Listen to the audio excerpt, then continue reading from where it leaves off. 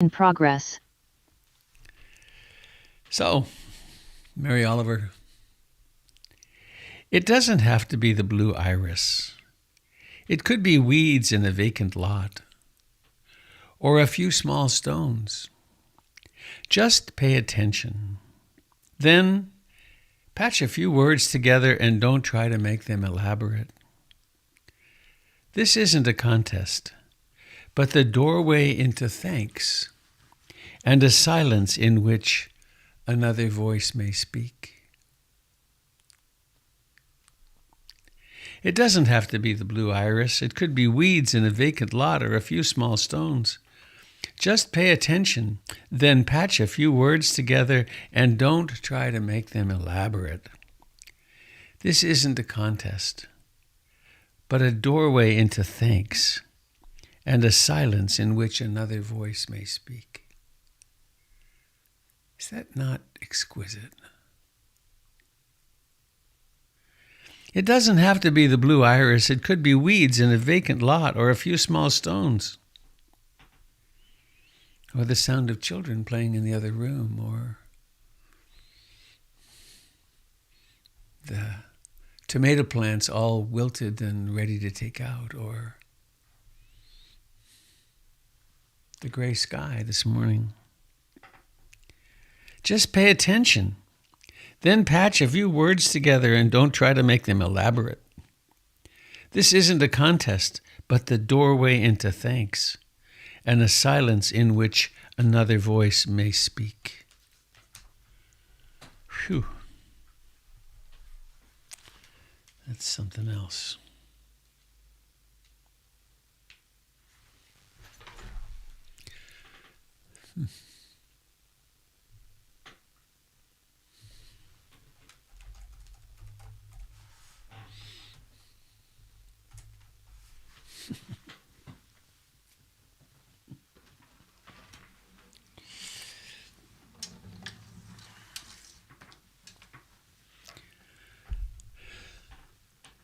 Isn't it great to have ears that work?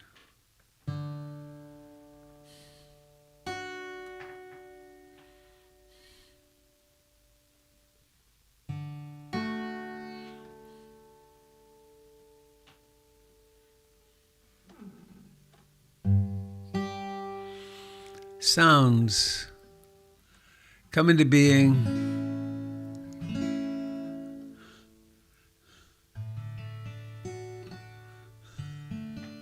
That poem was Blue Iris, I think. Mary Oliver.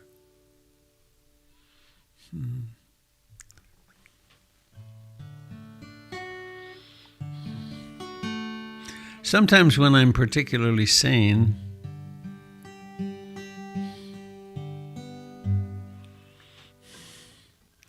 I just hang out with my guitar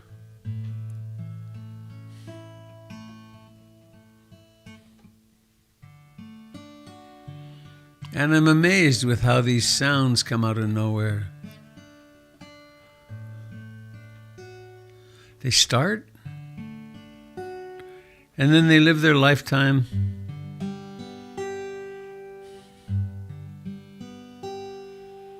Sometimes they dance together a little bit, different notes.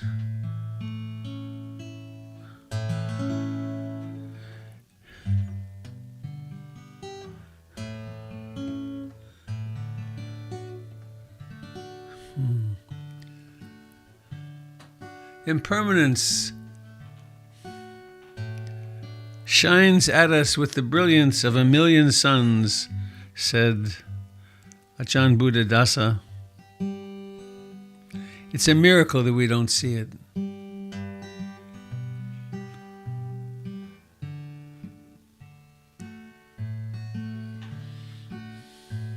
So please join me if you wish in this reminder of refuge in the Buddha, the Dharma, and the Sangha. I take refuge in the Buddha, the one who shows me the way in this life. Namo Buddhaya. Namo Buddhaya. Namo Buddhaya.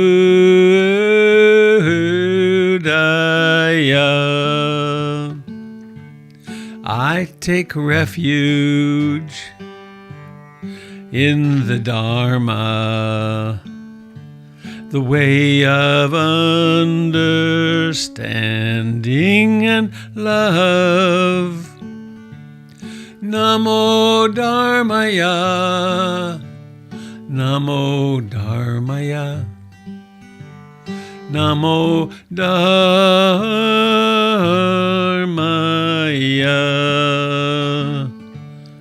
I take refuge in the Sangha, the community of mindful harmony. Namo Sangaya. Namo Sangaya. Namo Sangaya.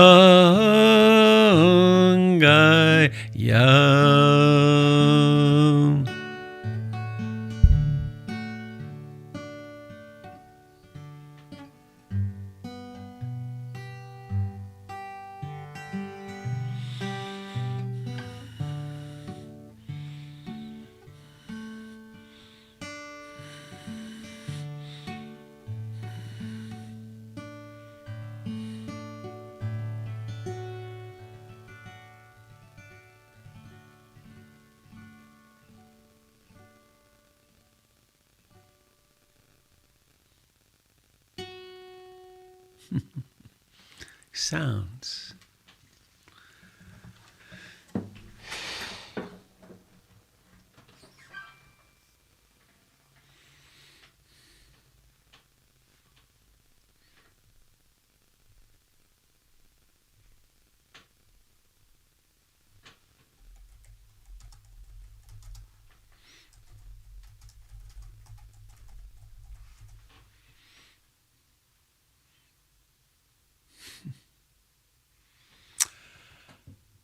So we come to that moment of doing nothing.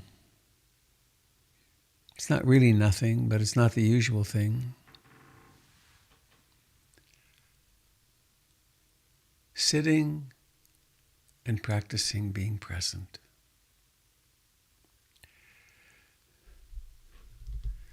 The Buddha described it as being like a watcher on the gate to a city. And there's a load of hay coming in one direction, and some people are on their way out to go to a picnic, and there's some lovers sneaking away for a few minutes alone, and a family with kids going off to see grandma. And there's sadness and happiness and excitement, and there's the 5 hindrances. There's tranquility and ease and concentration. And they all go back and forth with no interference.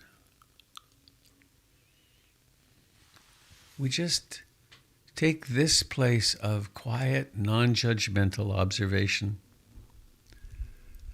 right here, right now.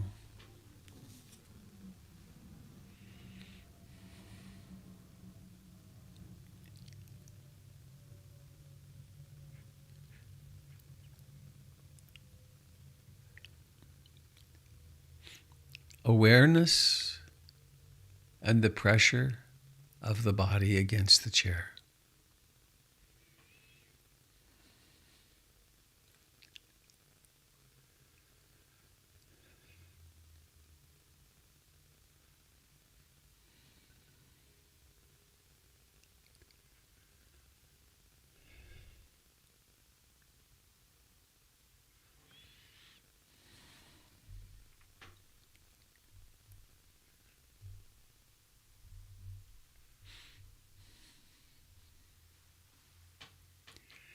Awareness and the life in the feet and legs.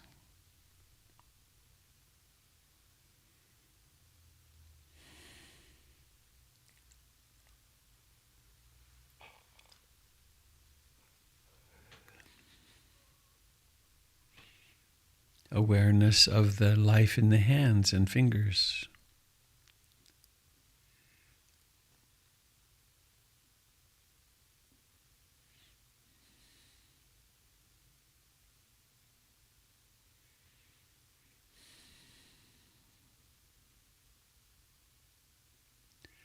Awareness meets the life of the face,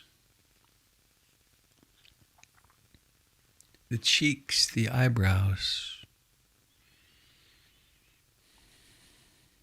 the lips.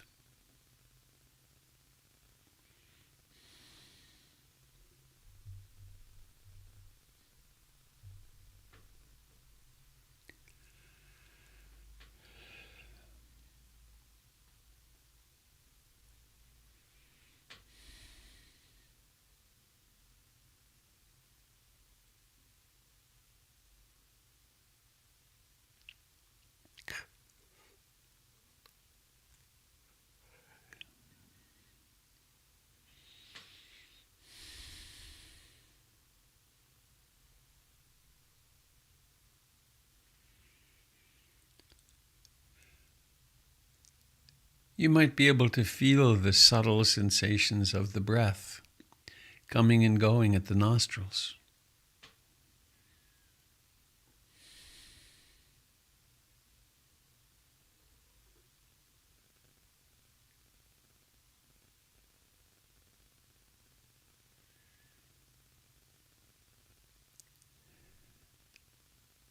In fact, it might be possible, if the mind is quiet, to open the focus of awareness and include the entirety of the body.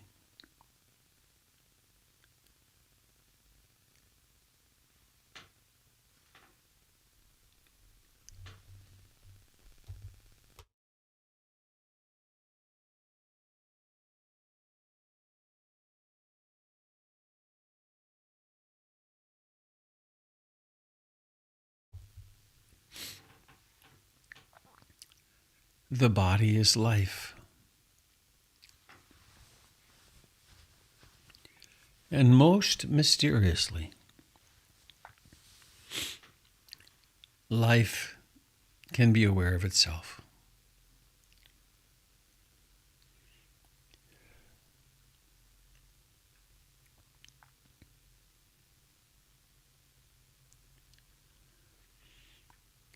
And one thing we can do to create some stability in the system, to emphasize a little concentration, is to come home to the sensations of breathing at the nostrils or at the chest and abdomen, where they, with each breathing in and breathing out,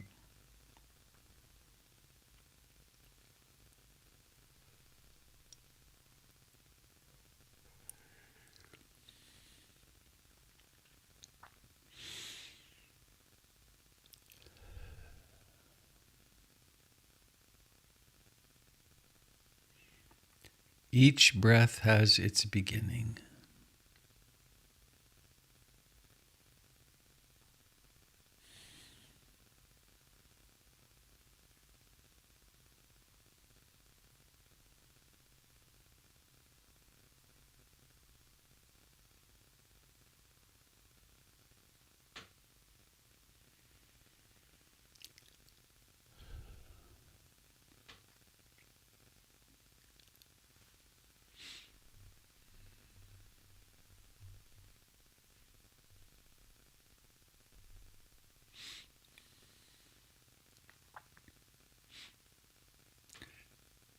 There's no concept needed. There's no thought needed for awareness to embrace the sensations of breathing. Even embrace is wrong. For awareness to awaken in the sensations of breathing, to awaken in the sensations of the body sitting.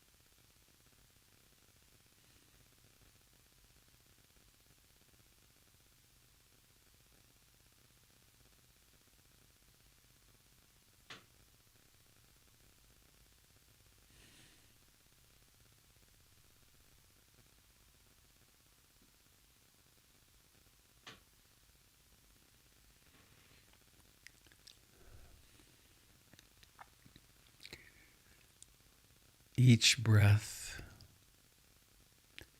as it breathes itself, does have a beginning.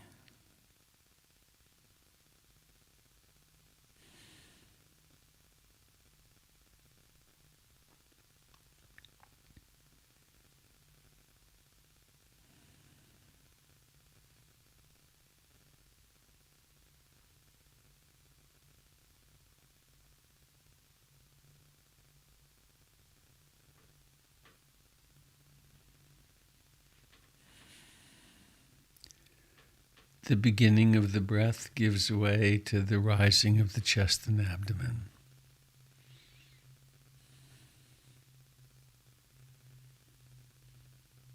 This passes away with fullness,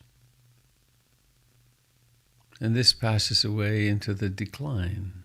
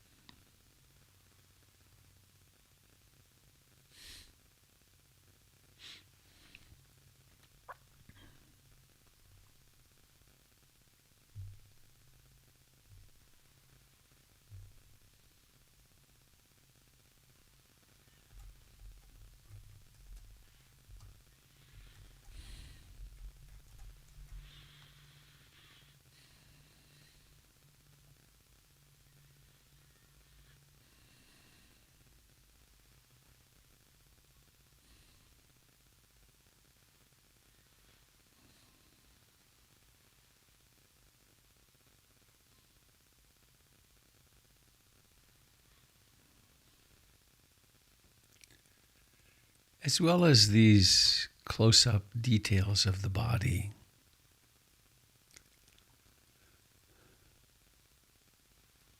it's useful for us to reflect upon, to know the attitude with which we're practicing.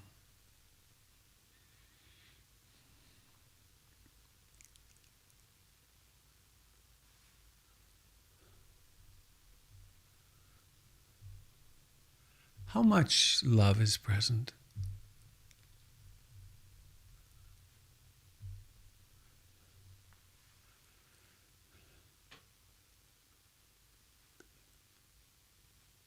I aspire to practice in such a way that there is acceptance of what arises in every moment. Even if it's really unpleasant, even if it's really pleasant.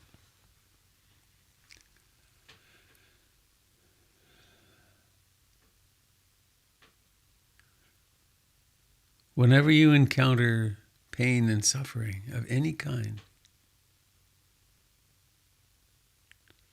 why not hold yourself in sweet compassion?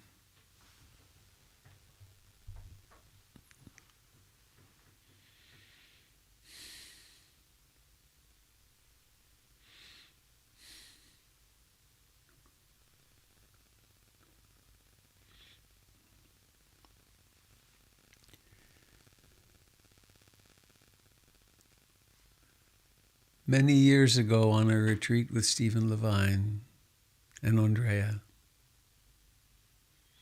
at Brighton Bush, They spent a whole afternoon.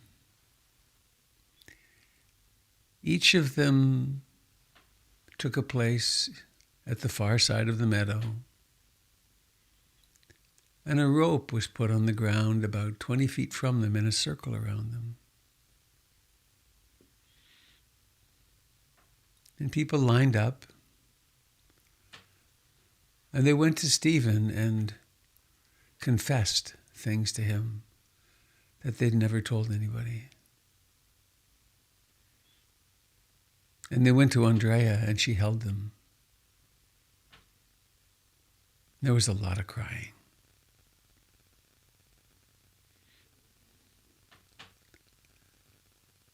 So what if we were to hold ourselves?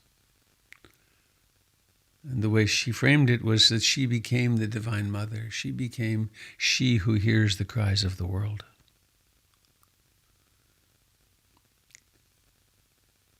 So why not come to this moment of practice with that willingness to forgive yourself and to hold yourself as the Buddha would, as Kuan Yin would, as any archetypal chosen ideal you have.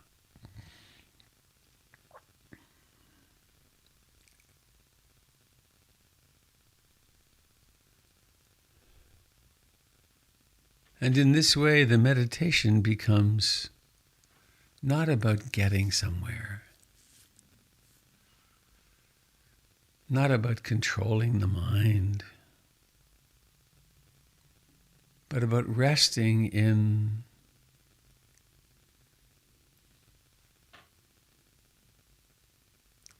the beauty of blue iris, your own beauty,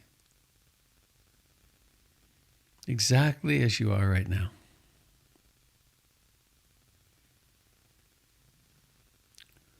One breath at a time.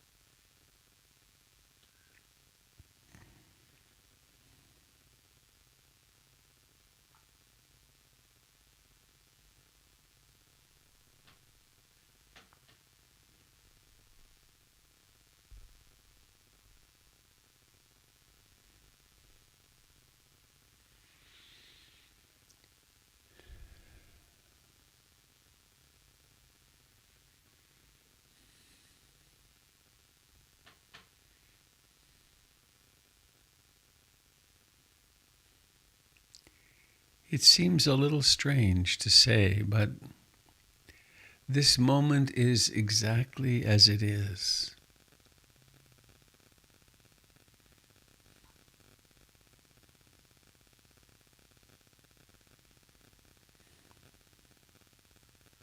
There's no way to change it. It already exists.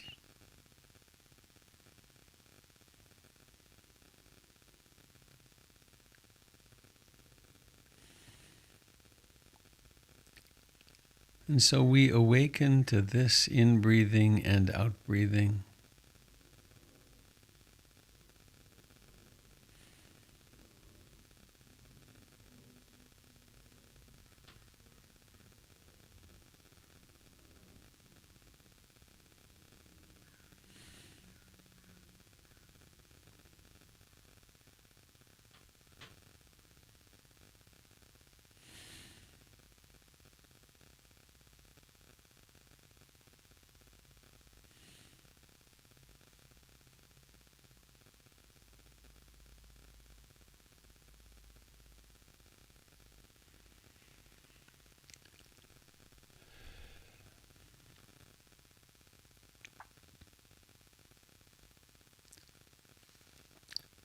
If the mind is dispersed, if it doesn't rest easily with the chosen object of the breath, we can up-level the game. We can notice, what is it that's creating this flutter in the field? Maybe it's desire, wanting, craving, wanting more pleasure, wanting a particular meditative state. I want to be concentrated. Or maybe the opposite. I don't like this, what's happening. I don't like this state. I don't like what I'm hearing. I don't like how my body feels. I don't like the state of the world.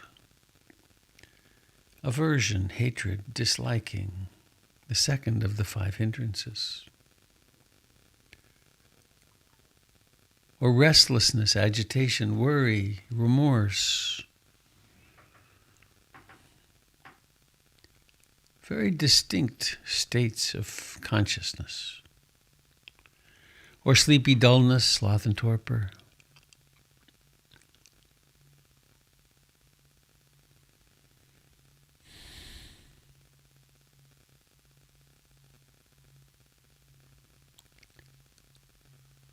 Hard to stay conscious at all. Or doubt, skeptical doubt. Why am I doing this? You'd think I'd be further along than this after all this practice.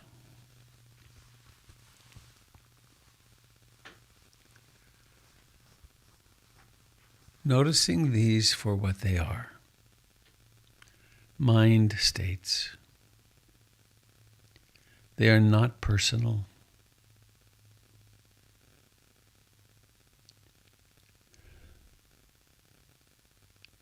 No need to fight them. They pass away all the time by themselves. Simply awakening to their presence.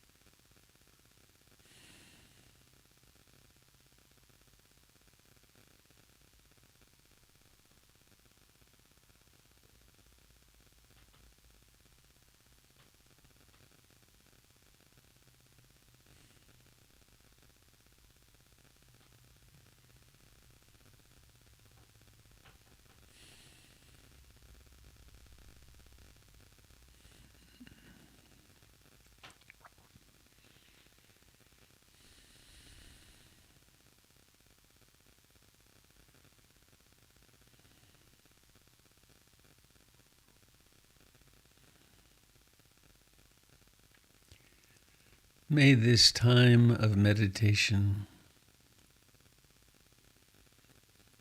together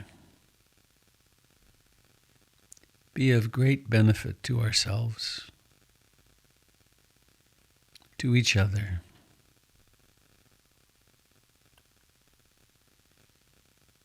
to our families,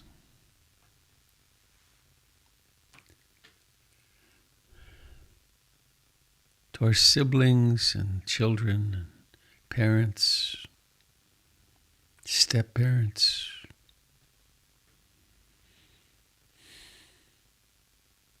adoptive parents, birth parents, all these beings who have formed our social network.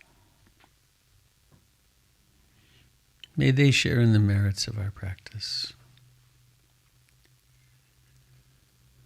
To our friends, think of a friend. Wish them well.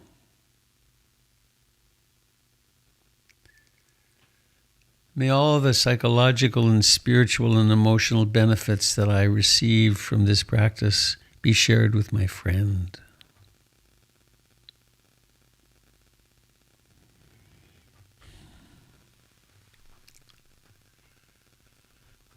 Think about perhaps one of those people you've seen standing beside the road with a basket, or one of those injured, sick people with a vacant look in their eyes, ones it's hard to look at. May they too share in the merits of our practice.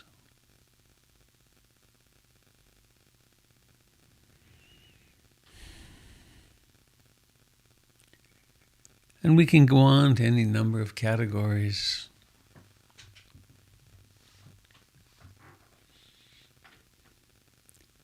And I have no idea whether such practices benefit the other persons, but I do know that they benefit us remarkably.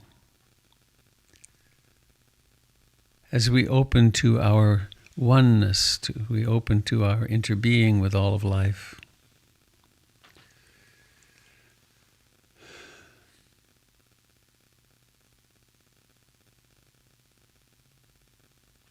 May the people in the war zones, Ethiopia, may they benefit from the merits of our practice.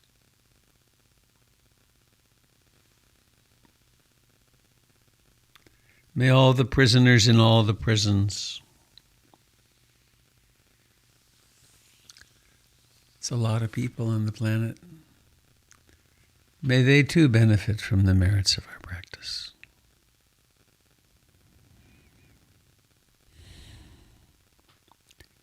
May all the babies that are being born today benefit from the merits of our practice.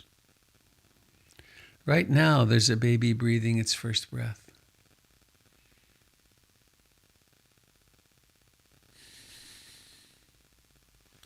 There are people around breathing a sigh of relief that there's 10 toes and 10 fingers and the baby's breathing. They're all pink now.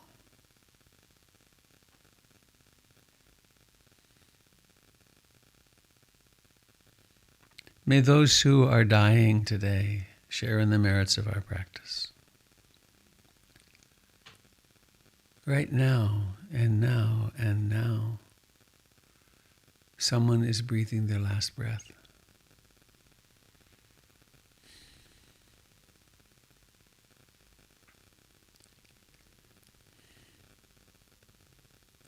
And so we hold all beings in our contemplation, in our hearts.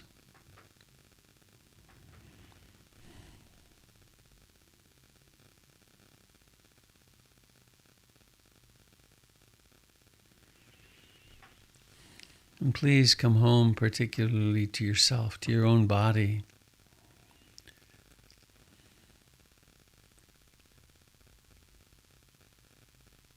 Feel how astoundingly alive it is. Not some theory about it, not some words or a picture, but just feel it's just singing.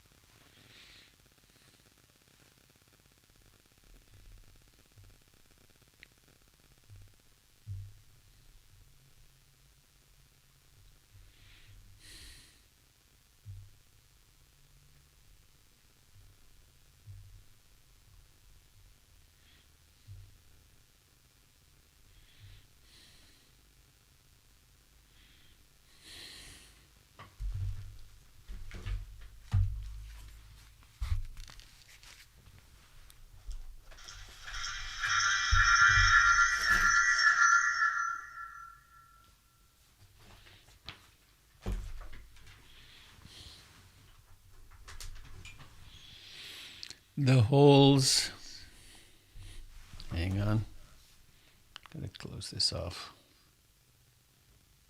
Okay. The holes are in the ground for the footings at the center, and this is the hole in the wall of the Dharma Hall, the west wall, this is where the ramp will enter. And this is part of the seismic upgrade. These joists here that go across the whole building are just barely resting on the foundation, which is here. They've got about an inch. And so these big 2x12s are in here. They're nailed in from the end. And then this big connector connects them. And then this bolt goes, I think I have a picture of the bolt. Oh, that's another thing. These bolts are about 8 inches long. They screw into the concrete. And then this is down, it's not so clear, but the downstairs hall used to be about a foot lower. So it's been raised.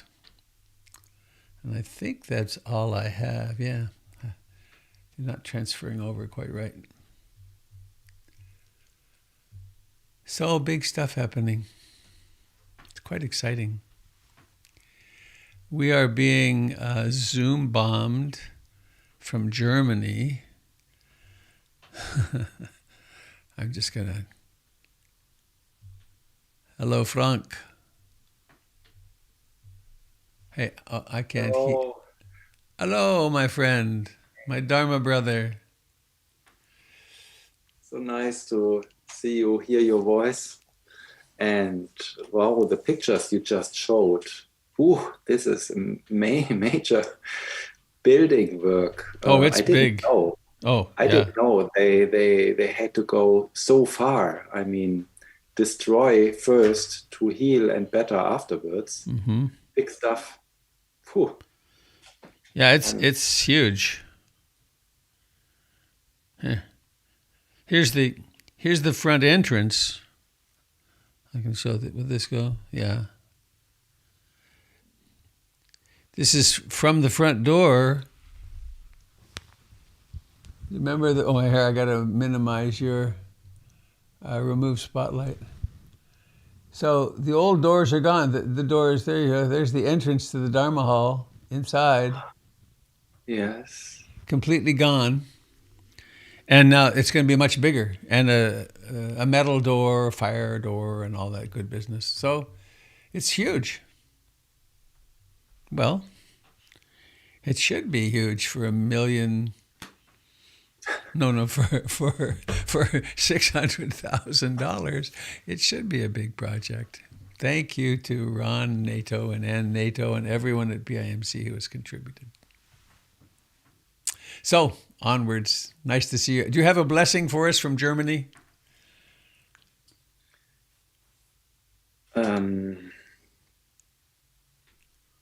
May all beings be happy, and may we all be able to feel the support that is coming to us through our good connections and Dharma friends.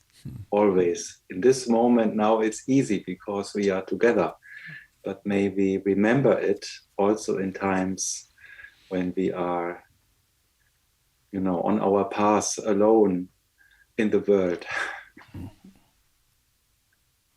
For those of you who don't know Frank, he is my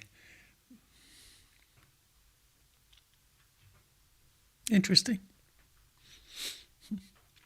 He's my Dharma brother with Ruth Dennison as our mom. And Frank has come 3 or 4 times to teach at PIMC.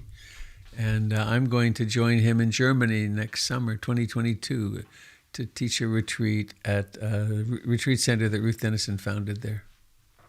So he's the brother I didn't know till I met him.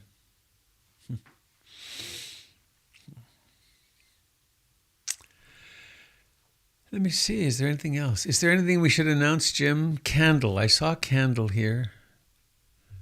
You hiding out anywhere, Candle?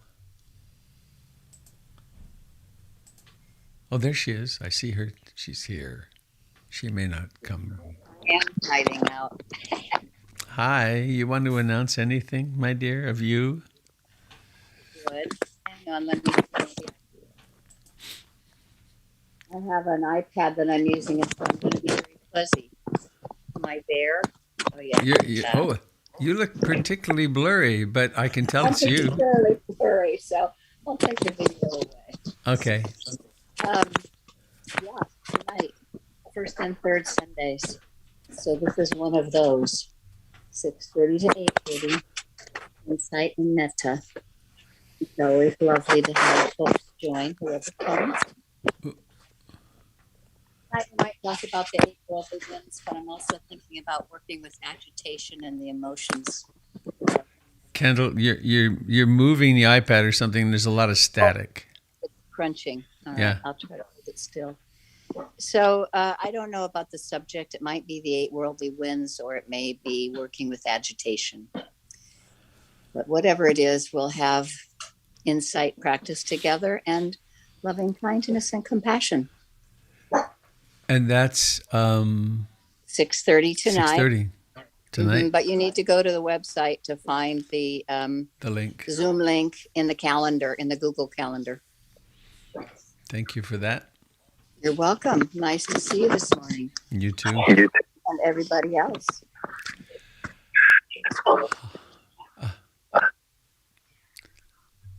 I'm going to mute your machine there, Kendall. Try. There. All right. Mr. Dalton, speaking of brothers, is your body working adequately this morning? You can continue to lead us in some movement. I got a couple more classes in me, I think. All right. I shift the power. Oh, have you got? Yeah, I'm trying to find myself. It won't let. I'm going to make you host because it won't let me co-host you. You're going to be host. You got it now. Oh, okay. Now I still can't find myself. Okay, so change to. There we go. Now I was trying to put a spotlight on my little square, and I couldn't find me. If you can't find yourself, is that spiritual braggadocio? Not in this case, no.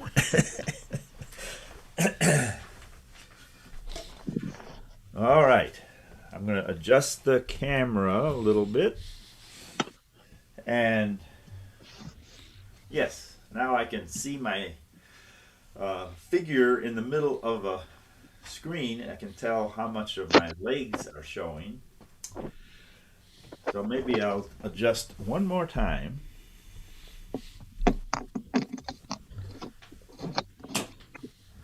All right. So here we stand. I usually start with the feet, but today I'm going to start with the neck.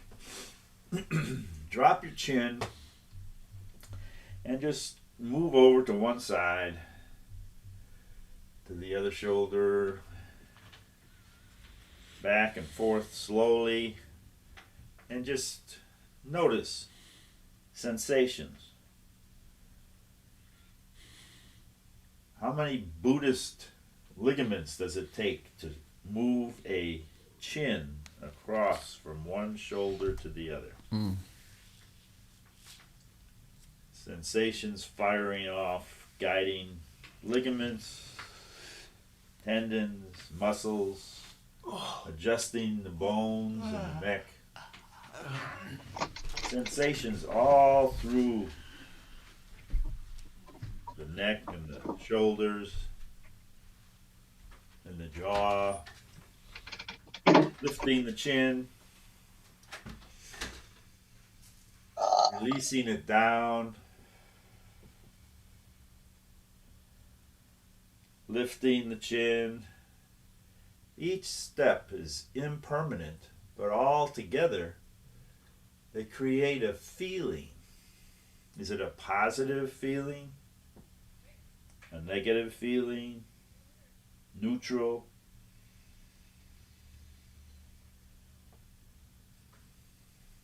The flow of sensation can be positive, negative, neutral. You can drop your ear to one shoulder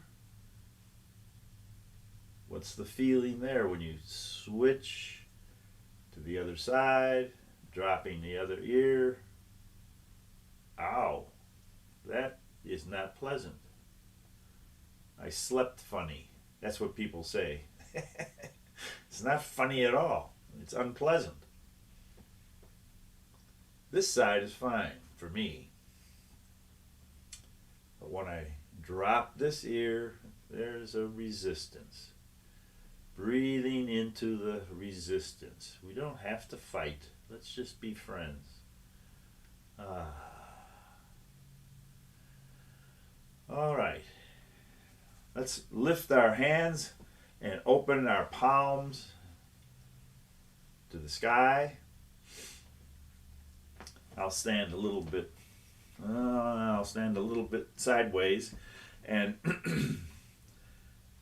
may I accept this moment with love and openness, and then can I greet each new sensation with love and openness. I'm going to reach over with my thumb and touch my index finger on each hand, and then reach over and touch the middle finger. Breathe a couple times, noticing. Reach over and touch the ring finger. Notice the subtle increase in effort. Reach over and touch the pinky.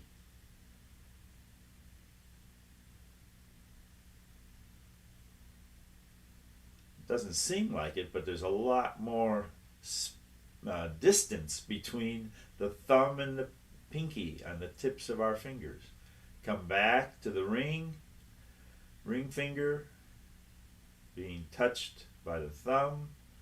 There's sensations, pleasant, unpleasant, neutral.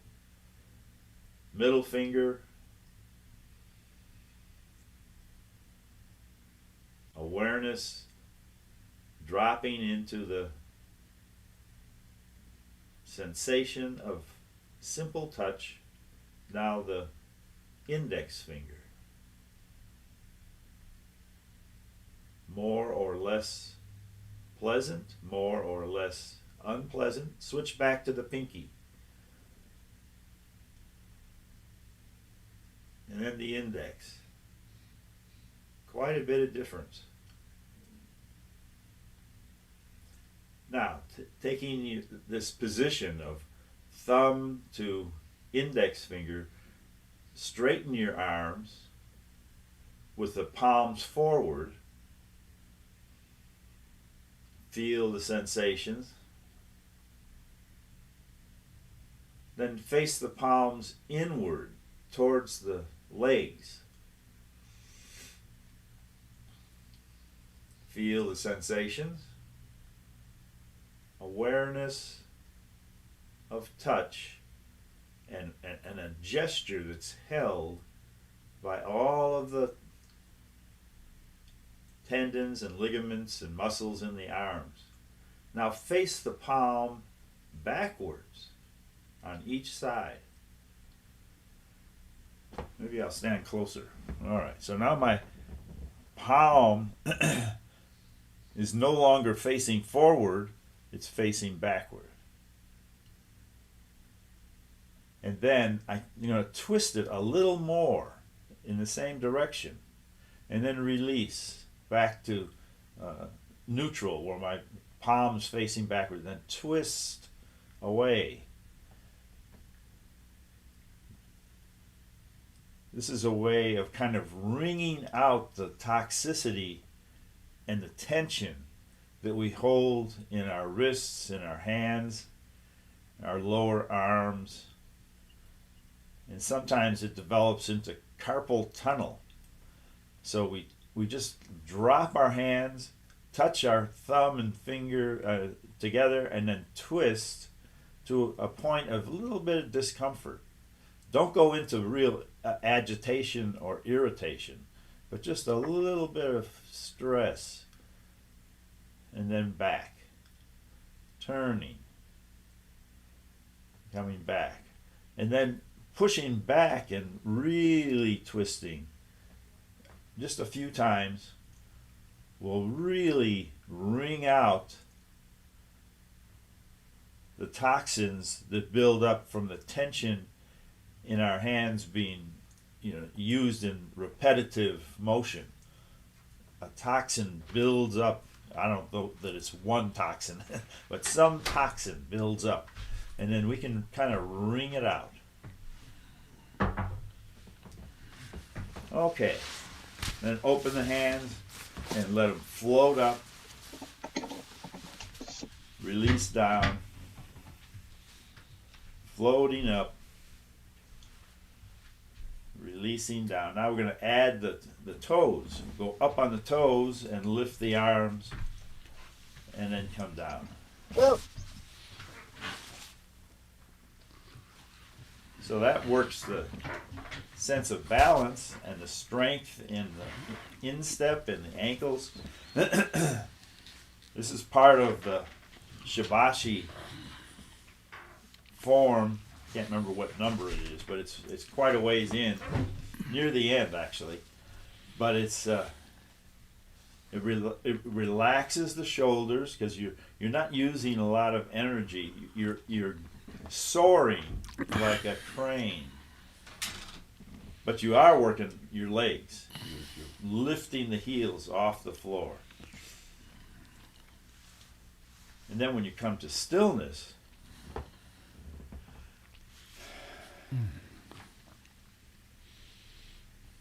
there's a river of sensation that continues to fire off as all of the muscles and nerves reset.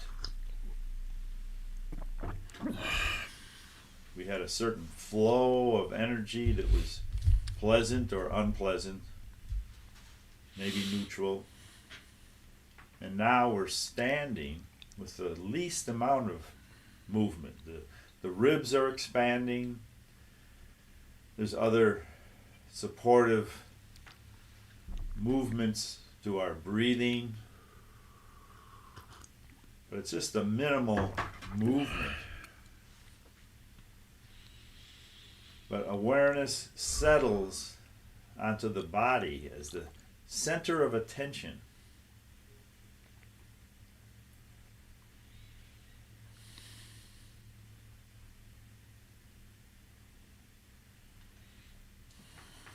And then to work a little bit with the lungs, we'll reach up with one arm and find that collarbone on the opposite side, and then below that there's a little hollow place, and work your fingers around in a circle in there. Pleasant, unpleasant, neutral. A little massage for that little hollow place.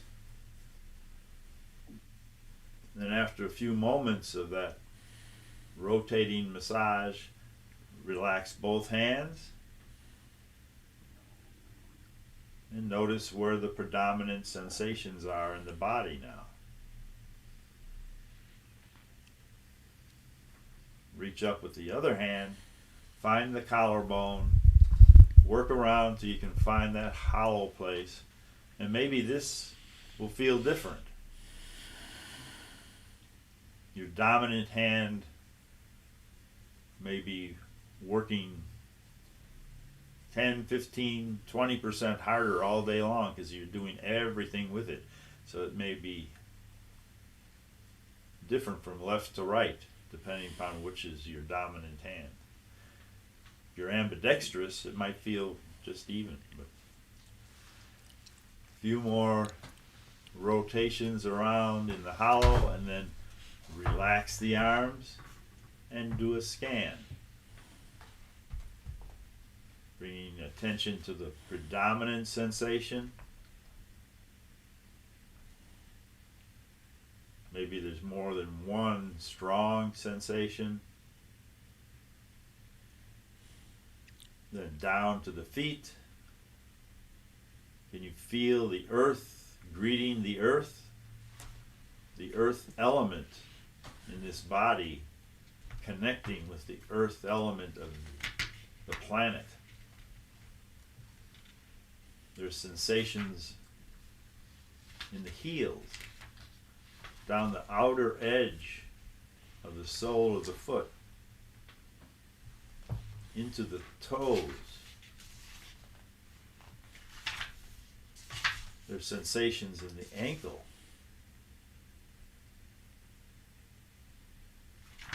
up into the calf muscles and the shin bone, the skin, possibly noticing fabric touching the skin, fabric of our clothes, up through the thighs into the hips. Let's put our hands on our hips and move them around in a circle.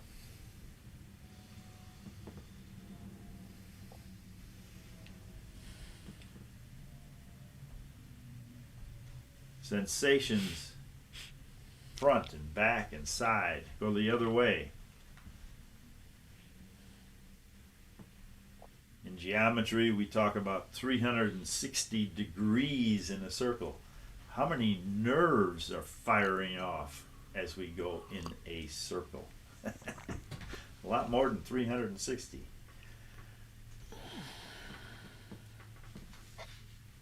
And again, dropping the arms, pausing, attending with acceptance and love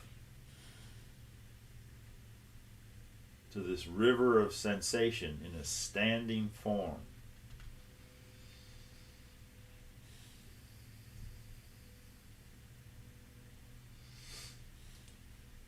Reach over and grab the upper arm on either side and give yourself a hug.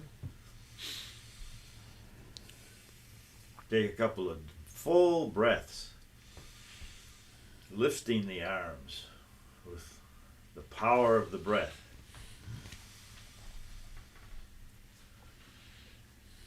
So reassuring this partner, the body, that you appreciate the partnership, appreciate the collaboration between attentiveness, awareness, sensation, feelings. One more breath and release. Where are the predominant sensations now?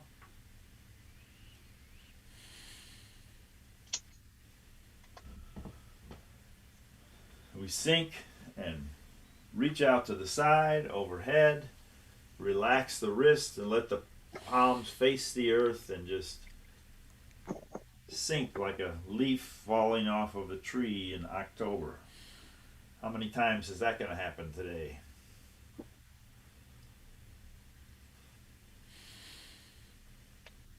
A natural process. After working to reach up, there's the release of letting go, surrendering to gravity. Just like the leaves are doing outside.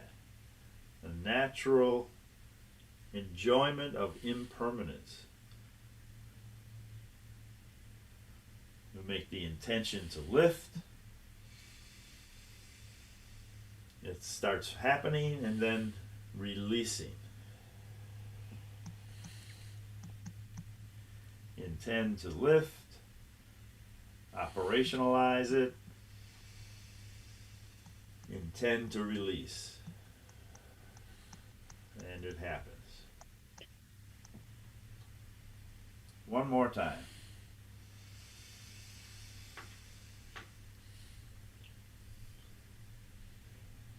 Accepting with love and openness the standing form, the warmth in the heart after practicing together across the planet. Someone mentioned that our broadcast today is going from Hawaii to Germany. That's just amazing. Bring your hands together, feel the contact between the two hands, and then grateful for another chance to practice. We'll see you next time. Thank you very much.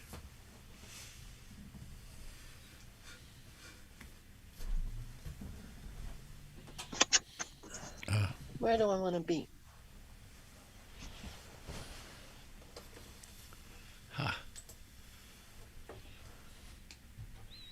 Thank you, Jim, my dear. You need to become the host again. Here we go. My apologies to those of you on Facebook. I almost got it so you could see Jim, but I forgot to do one thing. So, close. Let me get the proper view again. I like to have the gallery. There we go.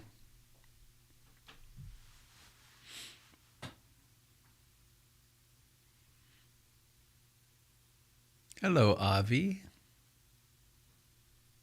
Welcome back.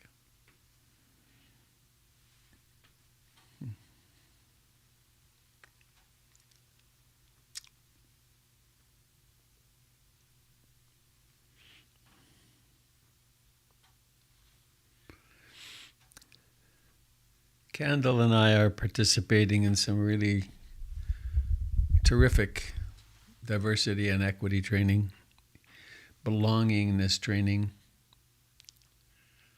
And we had a 2.5-hour meeting yesterday. And I had a chance to recognize an impact of it upon me very quickly.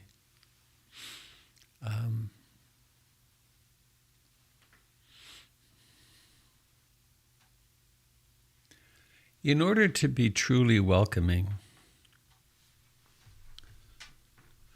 listening is of huge importance.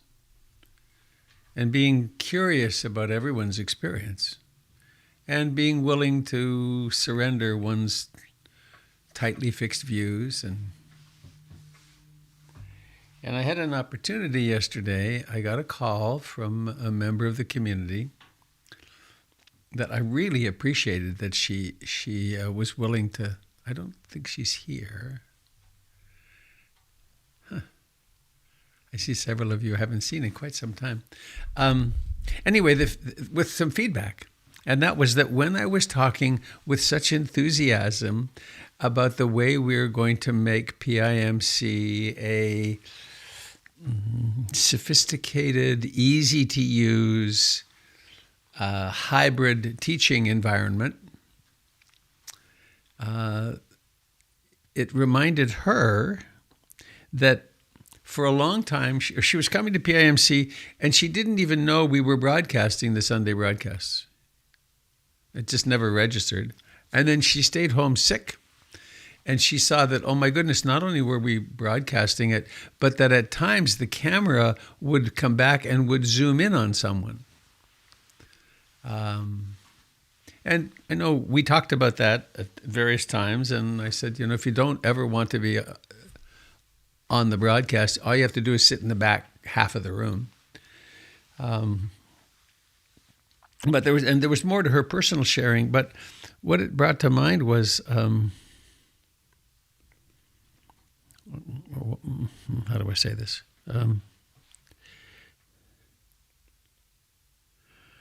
I've been conflating several things. The Sunday meditation classes, this will be different from when there are actually classes, study groups.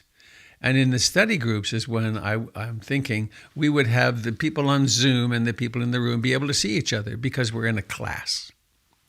But for the Sunday meditation and Dharma talks, we will figure it out so that it feels okay. One of the things she shared something which was that when she was sitting in meditation, she was then concerned that there was someone watching from afar and she wasn't able to relax into the meditation. Now, we don't want that. That would be really unpleasant. So we'll figure that out. But it brought to mind the importance of really tuning into all the different aspects, the different communities within our community, and how we're going to be more conscious about that. So I thank her for that.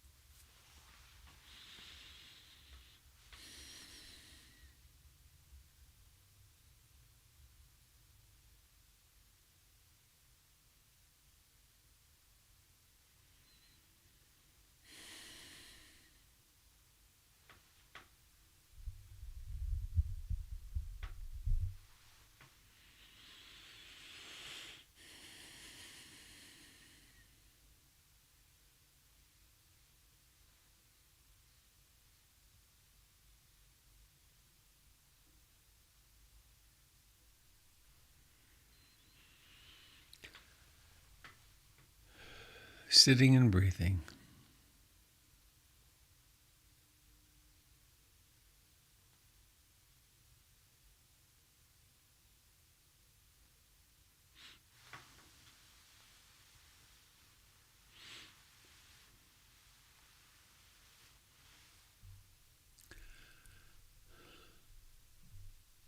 I want to speak about the practicality,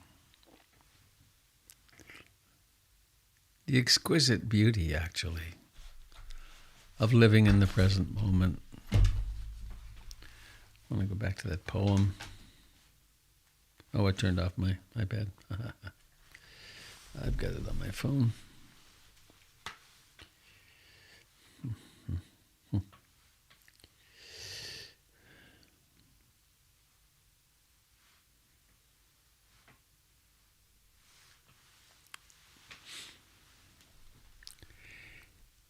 It doesn't have to be the blue iris. It could be weeds in a vacant lot or a few small stones.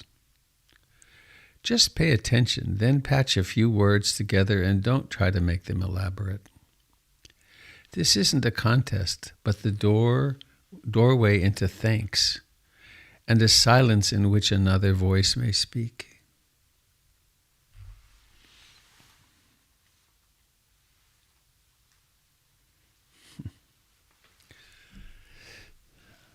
Many, many years ago, I asked a teacher in India, her name was Krishna. She taught with Munindra and Deepama in Kolkata. And I asked her, how will I know if my practice is getting anywhere? And she answered really very sweetly. She's a very kind person. She said, well, you'll be becoming more loving.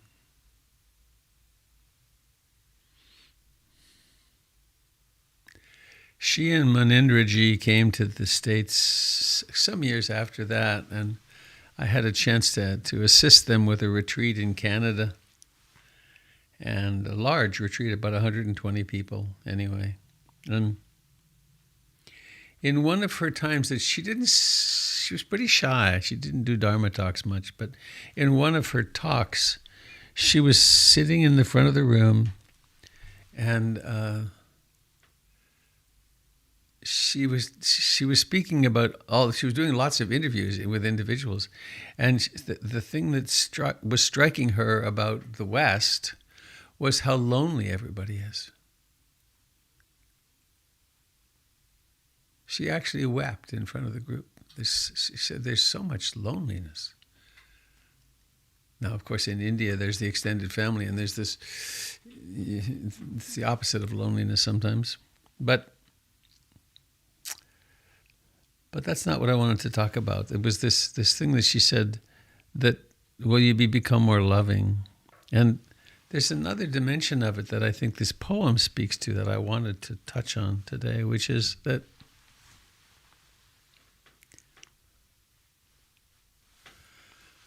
the world becomes so much more beautiful.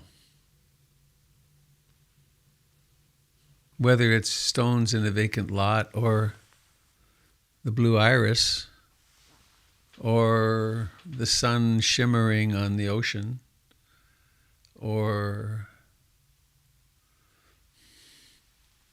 one of your houseplants or gazing up into the branches of a Douglas fir tree or watching someone walk down the street. The more engaged in the present moment one is, the more its exquisite, astounding nature becomes apparent.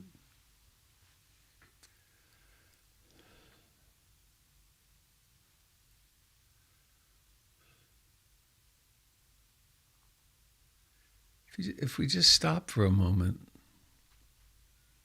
and if we have enough clarity to know when the mind is wandering or not, which is a huge thing, right? Most people on this planet have no idea their mind wanders. Imagine that. Which means they believe every thought, every ideology. We, I read, not just they, of course.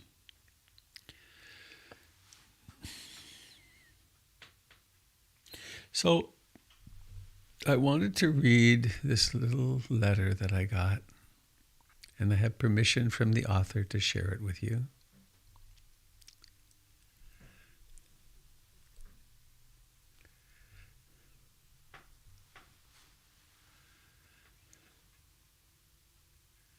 It's about what happens as the practice deepens.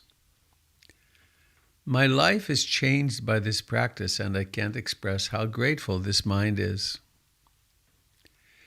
The stories in this mind became so apparent, this was following a retreat, including the story of being a victim and the resulting resentments this created. It is incredibly powerful to see how these stories guided how I lived in the world and being able to forgive and let them go. Having that insight has given me new life and joy that is indescribable. One more thing to share. While walking this evening, an insight surfaced about the experience, the actual experience, versus the mind interpreting the experience. It's an extra layer. Experience exists independent of the self. If I am gone tomorrow, the crows I hear today will continue to caw, the wind that hits my cheek will continue to blow, and the rain that makes me wet and cold will continue to fall. My experiencing of those events is not dependent on my brain interpreting, but the body being there. It is simply happening.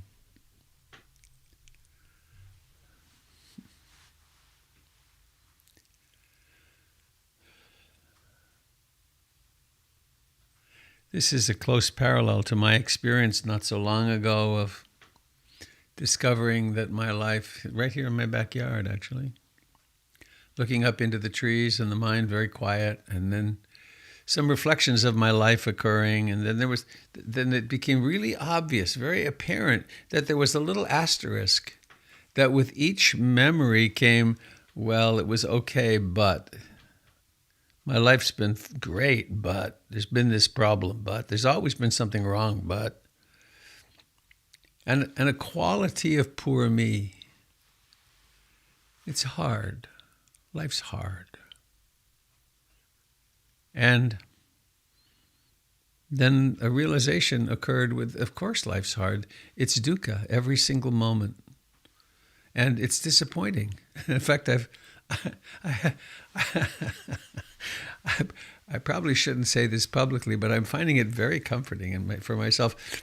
Life sucks. However, to accept that and really pay attention, it is so exquisitely beautiful to be alive that it's really worth it. It's the first noble truth. But the thing I want to come to from this little letter and also from my observation is it's so helpful when finally the mind is clear enough that we see this, in my case, the poor me, or in the case of this person in the letter, the creation of a victim identity.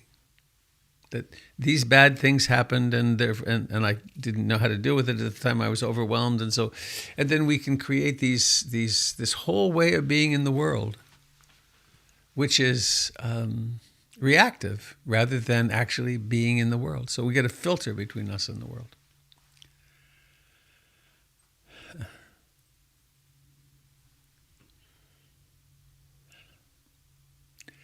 And these filters, these perceptual distortions, keep us from actually experiencing loving kindness.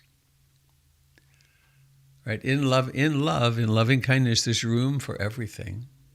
And in this present moment, there can be this spaciousness. But what if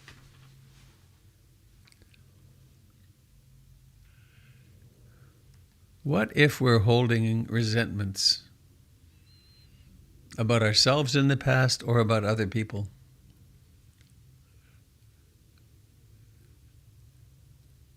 And I think I heard this from my teacher, Matt Flickstein, and I think it's really true that to the degree we hold any resentment about the past, we cherish it, we can't live fully in the present moment. Because we're making the past real all the time. We're making something solid of it.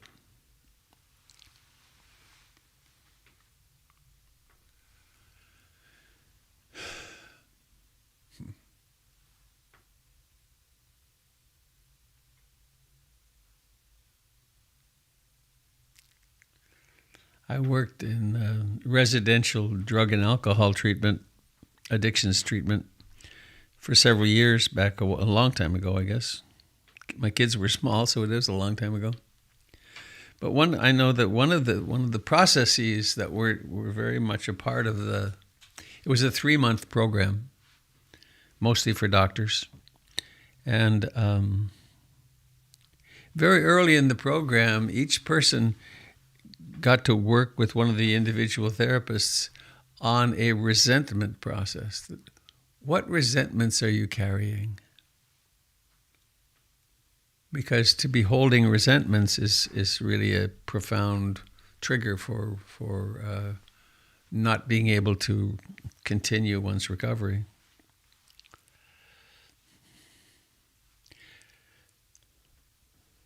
So I want to lead us in a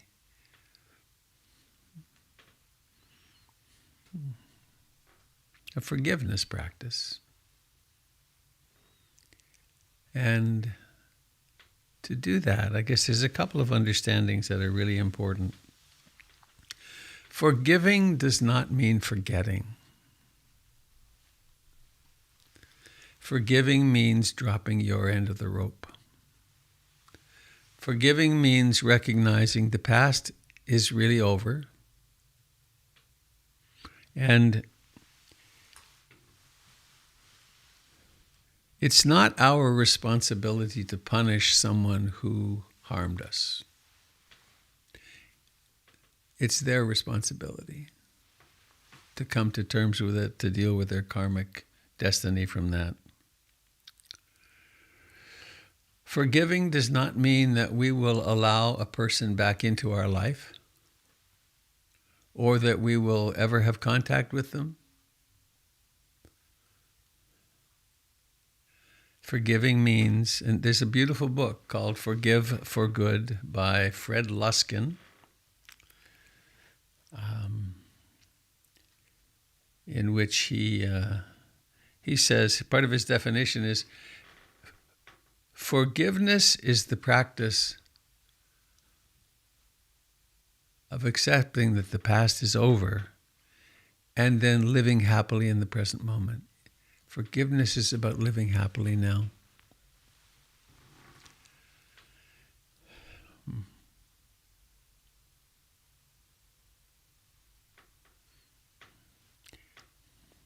So we have the exquisite practice of mindfulness, the 4 foundations of mindfulness, and the development of the 7 enlightenment factors. And that's the royal road to awakening. The forgiveness practice, like the loving kindness practices, compassion and so on, are adjunct. They support those other practices and can allow us to be more free, free from the burden. Remember, I laugh, horrible things that they actually used to still put big iron balls on people's legs with a chain. And I guess now they use ankle bracelets. But we can go through the world with a giant ball on our leg if we are unable to forgive.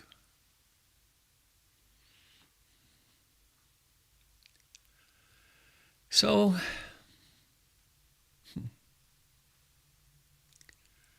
I came very close to being able to put a little music behind this today, which is helpful, I think.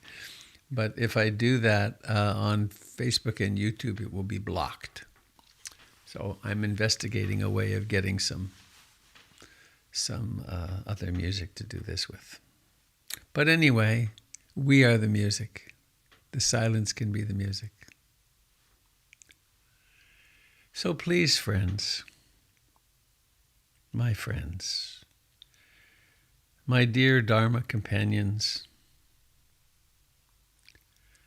please take a comfortable upright posture.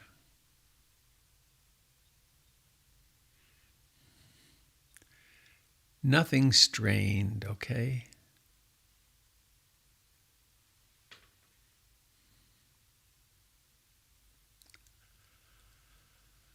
And please come home to your body.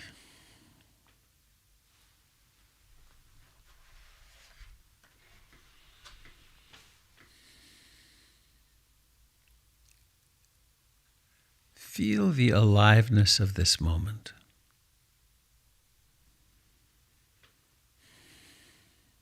Notice the life in the hands, in the face.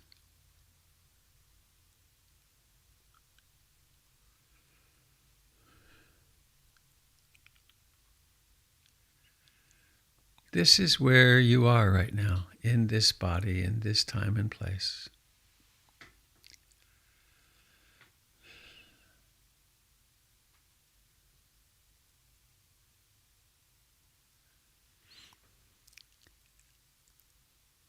And listen to these words.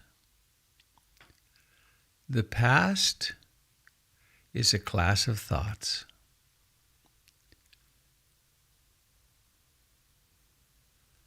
That exist in this present moment.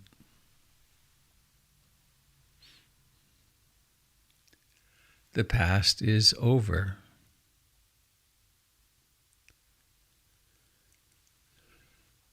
The future is a class of thoughts with a future tense that exist now in the mind. There is no objective reality to the past.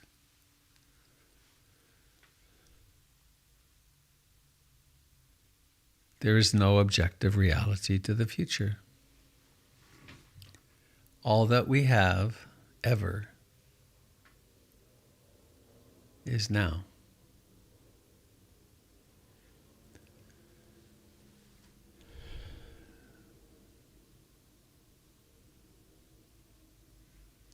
We tend to live in dream states, in fantasies, fantasies of the past and fantasies of the future.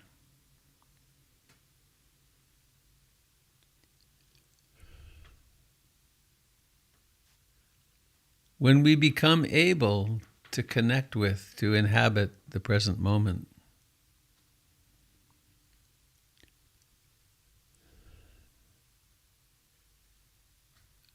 When thousands of times we fall into trances of the past and future.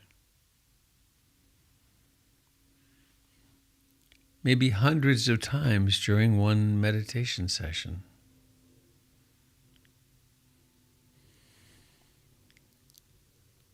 We learn to discriminate between that which is real now and that which is thought, memory.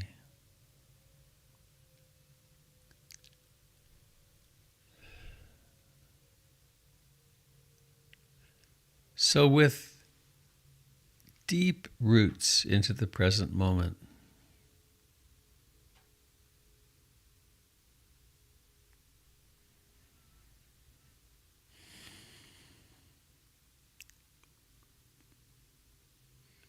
really inhabiting the body, the breath, the buttocks where they press into the chair.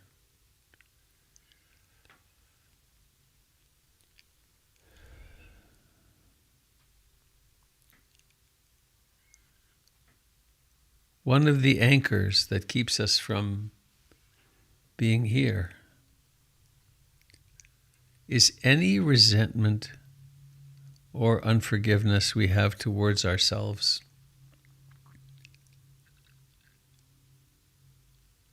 For anything we've done or not done in the past. Many of us carry pretty extreme self-hatred.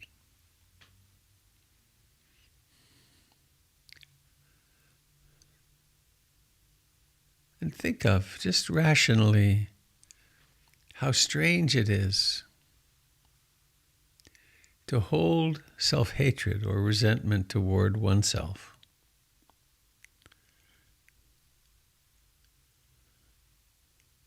For something that one did or didn't do in the past.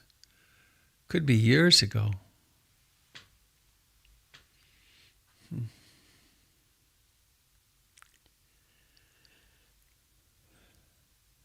So please be invited to notice, is there something you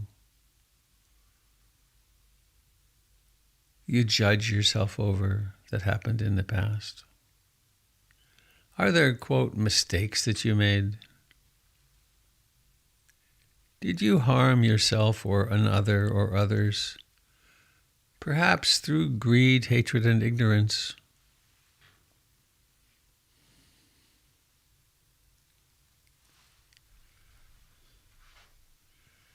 If so, notice, where does this exist?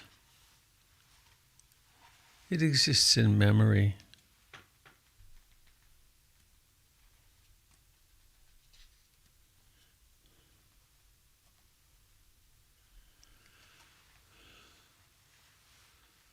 And so there is the insight path of realizing, oh, right, this is over.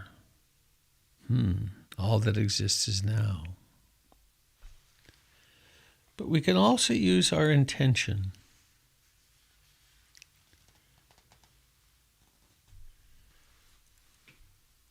And knowing that forgiving yourself does not mean condoning anything that you've done. It just means dropping the self-punishment, which is useless. Dropping the sense of self-hatred, lack of self-worth. Forgiveness allows us to be loving in the world and to take our proper place.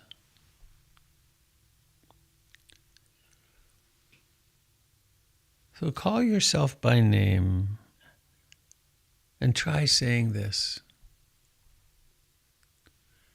I forgive you.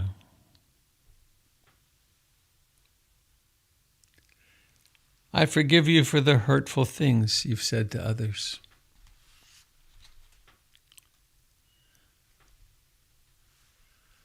I forgive you for the hurtful things you said to yourself.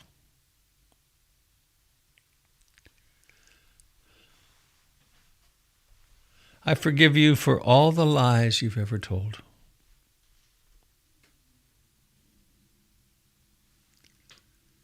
I forgive you for all the things you've done throughout your entire life that hurt other people. No matter how unskillful or harmful those things may have been.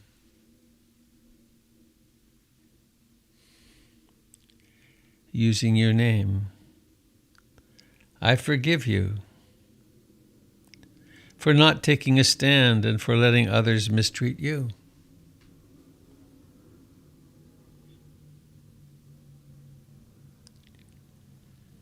I forgive you for being human and for not being perfect.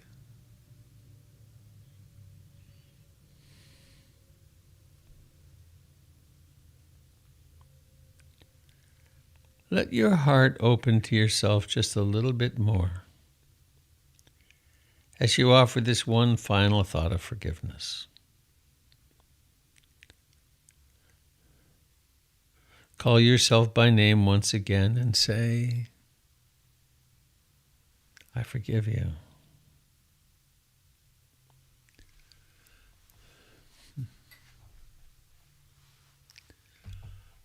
You might notice that there's a certain relaxation in this. It takes a lot of energy to hold on to resentment. It actually takes energy in the body to hold tight.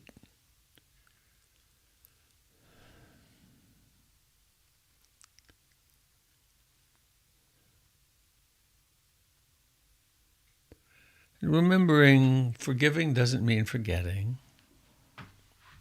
It doesn't mean condoning. It does mean having compassion, because you really are just an ordinary human being, and all human beings are challenged by greed, hatred, and ignorance.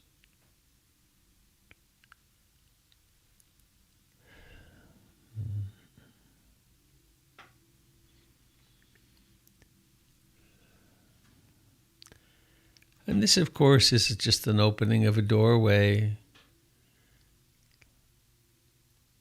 An opening of a door such that you can return any time. And particularly you can notice any time there is self-hatred emerging consciously or just barely coming out of the unconscious. You know what to do now. I forgive you.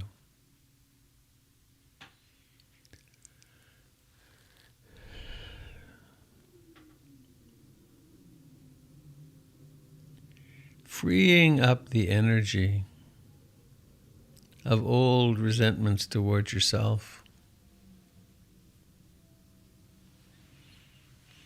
Recognizing that the past is over. It can never be changed. However, your relationship to it can change radically.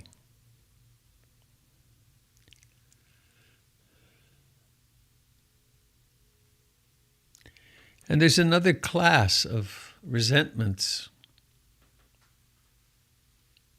that frees us in time.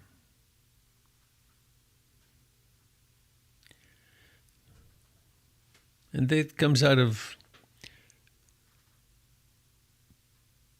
times in the past when someone has harmed us. Sometimes through betrayal or abuse, abandonment. And we can hold those stories for our whole lifetime.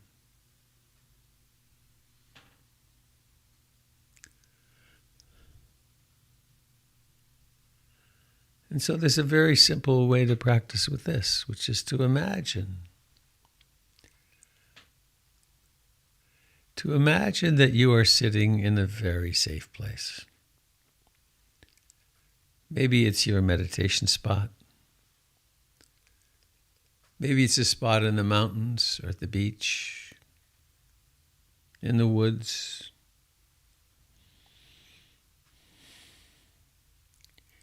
And if you'd like to, you can imagine that you have the Buddha sitting with you or Kuan Yin, and you're really safe.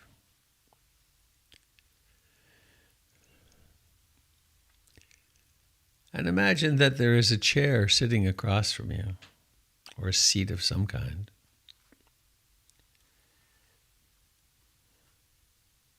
And you've decided it's time to relinquish some of the resentment that you hold towards some person or persons.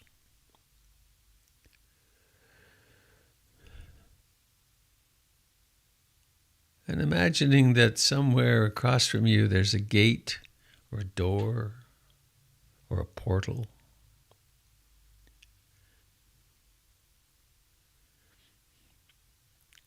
And you know that you're perfectly safe. If you're doing this and there's any sense of threat, you can also imagine that you have that bulletproof glass that they have at the banks, or you can watch the whole process on television, closed circuit TV. But you're motivated because you really want to learn to live in the present moment more fully. And you might notice there's a knock at the gate, and you say, "Come in," and someone toward whom you cherish resentment comes in and bows and sits down.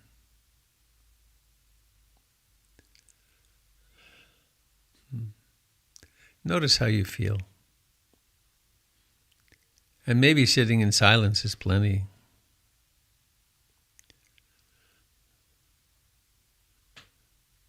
Or maybe there's conversation that you need to have. Whatever were you thinking when you did that? Tell them how hurt you were.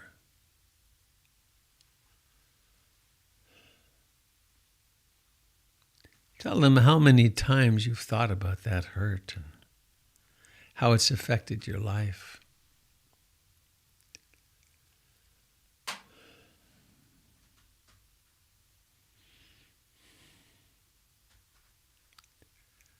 And sometimes it's possible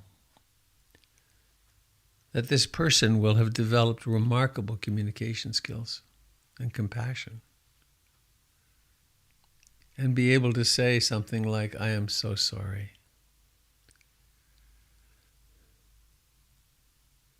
I was acting out of greed, hatred, and ignorance, and thoughtlessness. And I'm so sorry you were so hurt."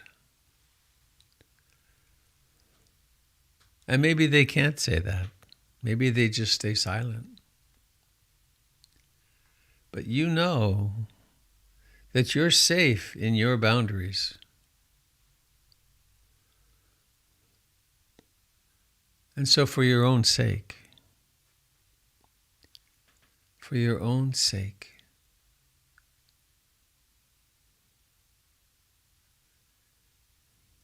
you could say as much as is possible in this moment, "I forgive you. I intend to live happily and to relinquish the thoughts, the resentments, the feelings about the past that I have held towards you."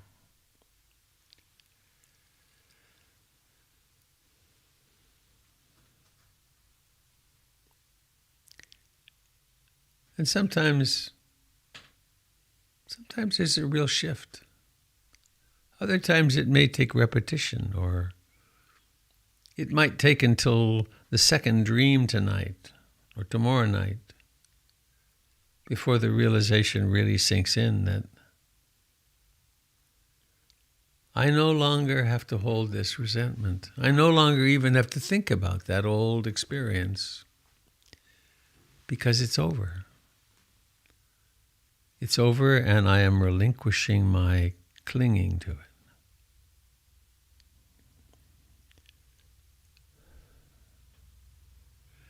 And knowing that you can continue this conversation with this person anytime. Perhaps bow to them, thank them for coming, and let them go out the gate or the door until you're alone again, maybe with the Buddha or Kuan Yin, or maybe with our community of practice here. Breathing in and breathing out.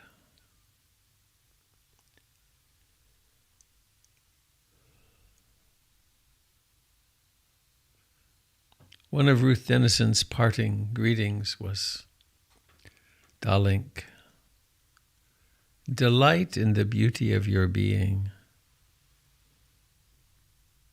So why not delight in the beauty of your being?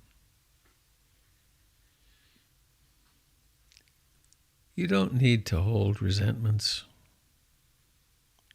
Over time, they can gradually all diminish and fall away.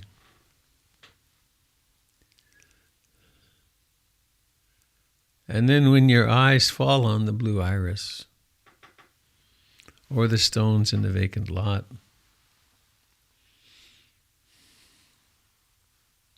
or the grass that's coming to life in your backyard, or the sound of the children playing in the park outside, or you walk into the supermarket, into the Garden of Eden, and there's all the vegetables and fruits you could ever imagine. And you find gratitude naturally coming to mind too, for the miracle of this moment, for now.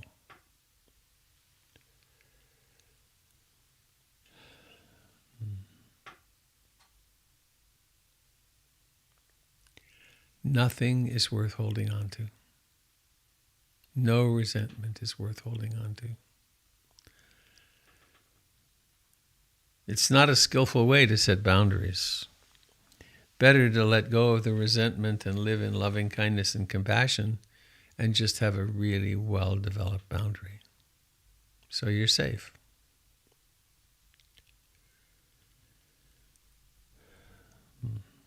And so now,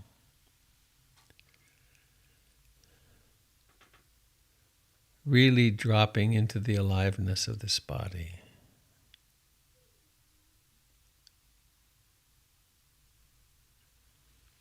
And preparing to let your eyes open, and now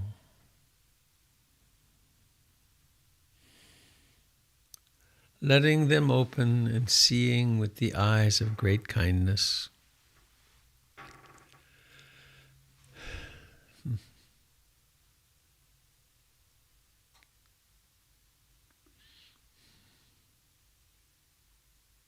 Seeing.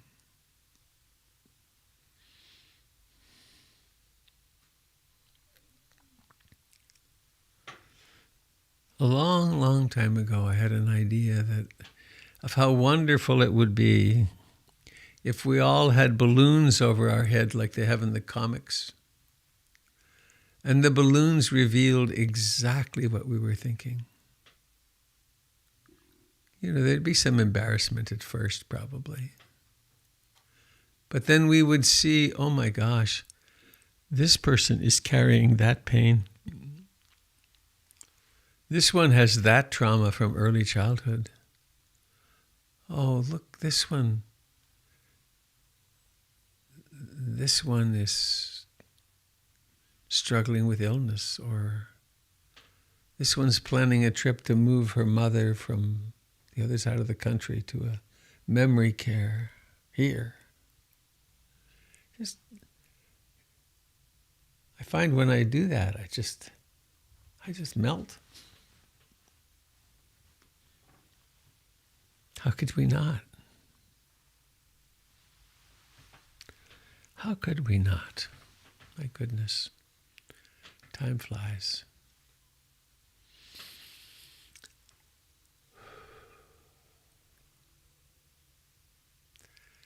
So it's noon, my dear friends.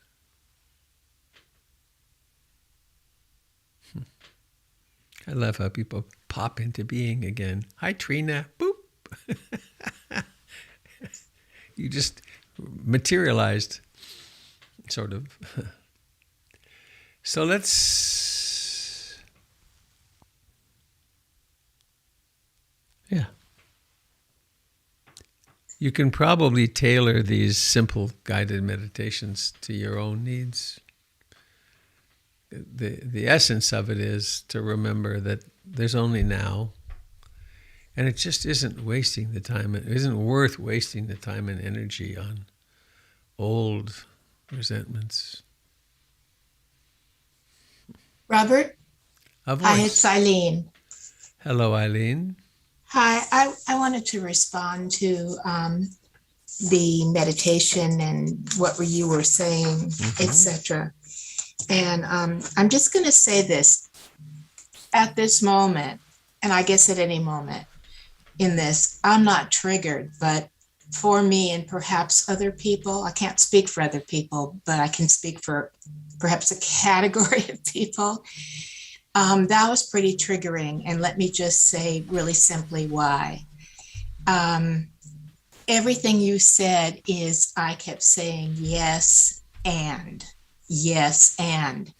And actually something that was really positive is I realized, and enforcing for me is how much of everything you were speaking of I have done and can feel. But there is also beyond that, at least there's a whole body now of people, even Kaiser is talking about this, complex PTSD. And what they're talking about, and by the way, you and most of us, I was using the word I, but when we say it that way, it's kind of this assumption, even though we know better, that it's unitary I. But with trauma, specifically childhood trauma, that stays in a whole different place. It's not in that part of your body. It isn't one I. There are really these parts that are not capable of doing this alone, can do all this work in therapy. And now they're discovering that you need to go beyond this. They have modalities I'm not going to go into if anybody's interested, but this isn't the place. And so there, and I know you have said this other times, but you didn't say this now, which is sometimes you really need to work with a trained person. Sometimes you can't walk through that door, you can so far. And it isn't the me talking now, and it wouldn't even be that me, it wouldn't be there at the moment if I were really triggered into that place. I don't get triggered that way. It comes internally when I'm not even aware of it, past the point. So I'm really saying, and I'm not negating anything, the wisdom, the beauty of what you said. But if anybody is dealing with trauma, it's almost like hearing in a very unsophisticated level, get over it, or you can do it. And that just makes people feel worse. So that's what I'm sharing, and I hope it's not offensive to you or anybody else. No, thank you, Eileen. One can't say everything every time. And this is a useful tool, and for some people it is transformative. Right. And sometimes we have to go and really dig deep into the trauma, and we have to face that with a hand to hold. But this is one very helpful piece. I agree. And it was just, I felt, it could just be me, but I felt like the and had to be added, not a but an and, what you just said, because. Thank you. You have added it, and I think it adds a good piece.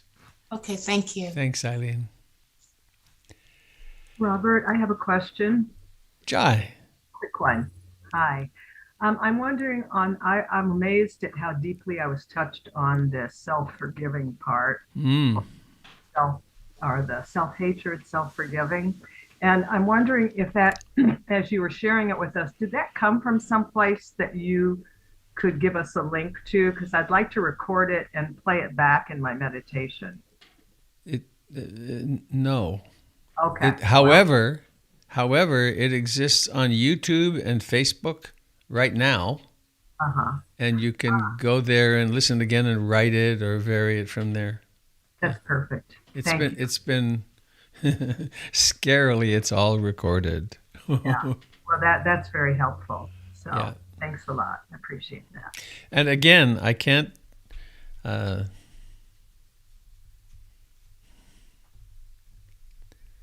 That book that I mentioned, Forgive for Good by Fred Luskin, is a short book that is really worth a read. I've done classes in it 2 or 3 times, and just the very first part of that book has changed many people's lives. One of the things he says is this: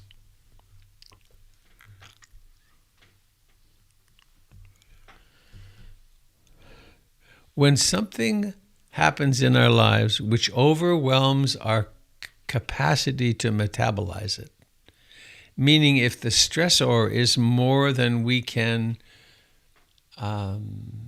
work through, then it gets stuck as trauma.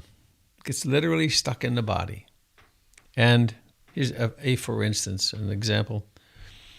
I used to do a lot of EMDR, eye movement desensitization and reprocessing with trauma, and I would always give this example to people. If you were on your way home today and you looked up and there was a bus coming toward you, and it was in your lane. It was in your lane, and it was certainly going to crash into you. And and you went, and at the last second, it missed you by a millimeter. That night at 6:00, when you called a friend, you would have been, you would probably be you'd be shaken, right? It was like, whoa, this thing happened, and you'd sound like a person who just had a difficult experience. You'd go to sleep that night, and if this was not a repeated trauma from the past, or it didn't represent something similar to what you'd had before, you'd go into REM sleep and do whatever the brain does, whatever the mind does, that by the next morning, the trauma might be gone because the body's capable of shedding trauma. However, if it happened again and again, or if the trauma was so great, then you'd be carrying that trauma you could carry it for the rest of your life. And along with that experience, you would create, this is from Fred Luskin, you would create a trauma story or a grievance story. If someone does something, let's say you're betrayed in a relationship. We as he said, we give the event a lot of airtime. We really dwell on it and we tell a story. And then we find a friend we can tell the story to, and maybe they've had a similar story. And then maybe we find a group and we gather together as a group, and we can then all have a similar story, and we create a grievance story that is then shared. The first thing Fred Luskin has one do is to write your story, write the story of the grievance, and then recognize that it's a story. And his process actually goes on around resentments. Write the grievance story, and then write it in 3D Technicolor, and then tell it to at least one person who will listen deeply. And that may take weeks or months sometimes, but you tell them the story deeply, but with a very interesting twist. Now, you've felt all the feelings. You've dealt with the anger, the hurt, the sadness, the rage. You've really gone into it fully and mindfully. And then you tell it one more time with the understanding that you will never tell the story again. And whenever it comes up, you'll notice, there's the story, just like in that little letter I read. You'll start noticing, there's the story. I do not want to give that story any more airtime. And this isn't denial.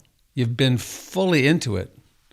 But it is recognizing that we are not our pasts. That is not who we are. We are that which knows. And then there's more to his model than that. But it's very interesting and effective. And however, the really important underline here that with some of these traumatic events, it's not just an event, sometimes things go on for years, and that it must be fully embraced. It must be fully experienced. but not re-experience and re-experience and re-experience, because we can also get into re-traumatizing ourselves, and then nothing changes. And I would venture to say also, this is my shtick, without mindfulness and compassion, no therapy works. That mindfulness is what sets us free, because it's the realizing, I'm not this. I'm not this story of my past. I'm not these feelings in my body. What am I? I am this mysterious capacity that knows, that doesn't take birth.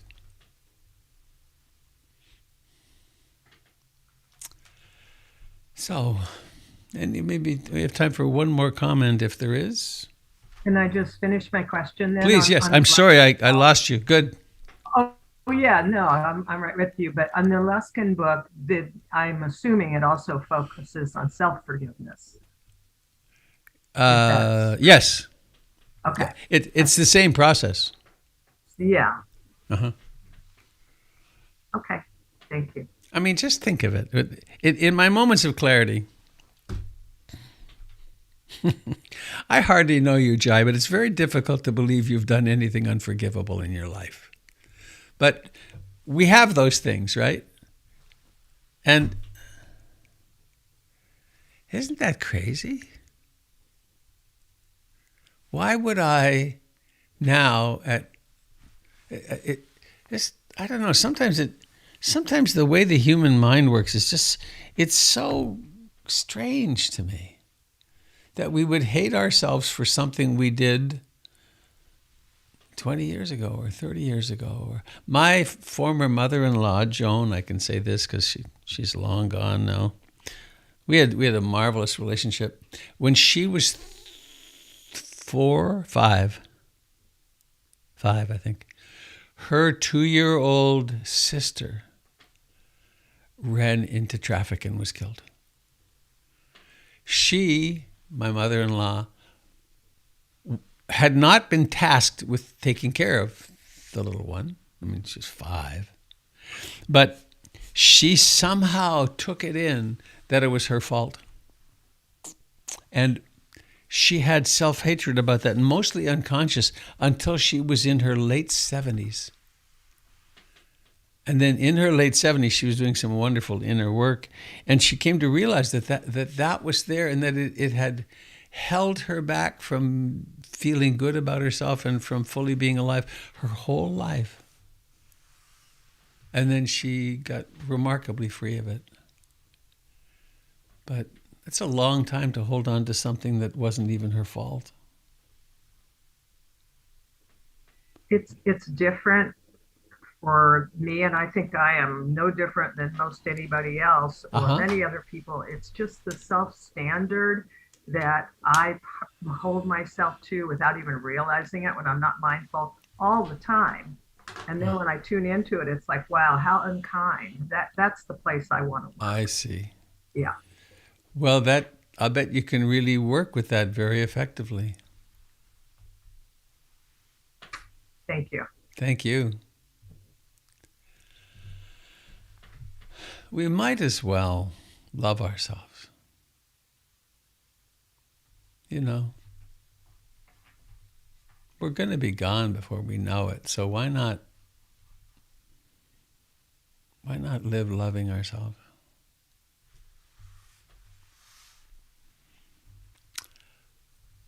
Well, I must go. Thank you so much for coming today. I truly hope this is helpful and helpful to all beings.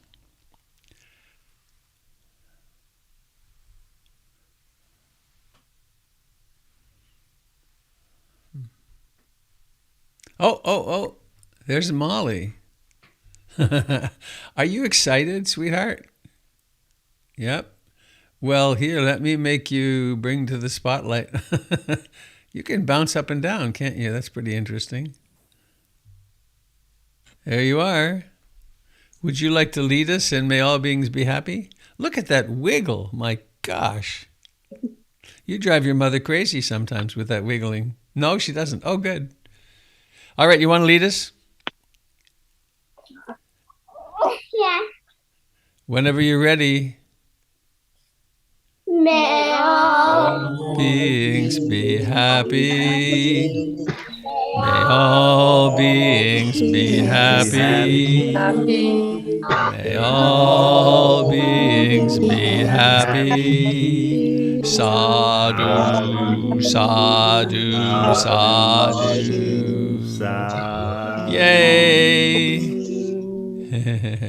Thank you. Bye, everybody. Thank you. Goodbye, dear friends. Thank you. Thank Thanks, you, Robert. Jim. Thanks, Bye, Robert. Robert and Jim. Bye Bye, bye. Robert. Bye, Jim. Be well, Sangha. Thank Thank Be you. well, be well, be Bye, well. Sangha. Bye, Molly and Bye. Bye. Meow, meow, Molly. Goodbye, Frank. Goodbye, Jai. Bye. Bye bye. Bye bye. Have a wonderful day. Hello, Roseanne. Have a sweet, mindful Oh. day. Have a good day. Thanks, Molly, for the ending. You did wonderful. Wasn't that wonderful? Yes. I could feel the hug miles away.